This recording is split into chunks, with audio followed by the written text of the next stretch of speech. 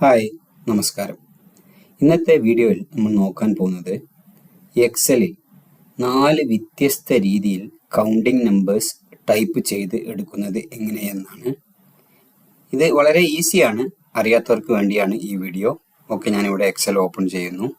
അതിനുശേഷം ആദ്യത്തെ രീതി ഇവിടെ 1 എന്ന് ടൈപ്പ് ചെയ്യുന്നു. അതിന് താഴെയായിട്ട് 2, എന്നിട്ട് ഈ 2 കോളവും സെലക്ട് ചെയ്തതിന് ശേഷം ഇതുപോലെ ഡ്രാഗ് ചെയ്യുന്നു. ഇപ്പോൾ നിങ്ങൾക്ക് കാണാൻ പറ്റും, അത് ഓൾറെഡി 1 മുതൽ 25 വരെ ഇവിടെ വന്നു കഴിഞ്ഞു.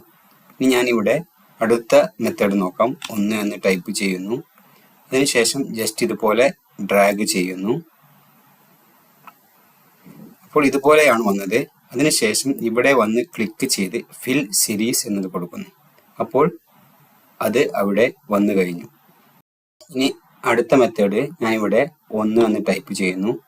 അതിനുശേഷം Alt+H+F+I+S എന്ന് ടൈപ്പ് ചെയ്യുന്നു.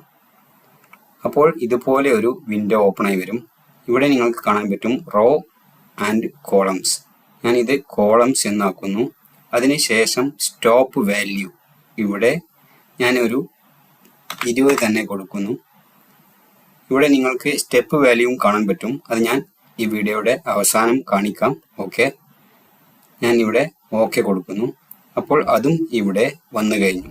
ഇനി 4ാമത്തെ മെത്തേഡ് ഇവിടെ വന്നതിന് ശേഷം ഇത് ഒരു ഫോർമുലയാണ്. = സീക്വൻസ് എന്ന് ടൈപ്പ് ചെയ്ത് ബ്രാക്കറ്റ് കൊടുത്ത് ഒരു 20 എന്ന് ടൈപ്പ് ചെയ്ത് ബ്രാക്കറ്റ് ക്ലോസ് ചെയ്ത് എൻ്റർ ചെയ്യുന്നു. അതും ഇവിടെ വന്നതായി കാണാൻ പറ്റും. ഇനി നമ്മൾ 3ാമതായിട്ട് പറഞ്ഞ ഈ ഓപ്ഷൻ നമുക്കൊന്ന് ഇവിടെ നോക്കാം. ഞാനിവിടെ 1 എന്ന് ടൈപ്പ് ചെയ്യുന്നു. അതിനുശേഷം നേരത്തെ പറഞ്ഞ Alt+H+F+I+S എന്ന് ടൈപ്പ് ചെയ്യുന്നു. അപ്പോൾ നേരത്തെ ഓപ്പണായി വന്നതുപോലെ ആ വിൻഡോ ഓപ്പണായി വന്നിട്ടുണ്ട്.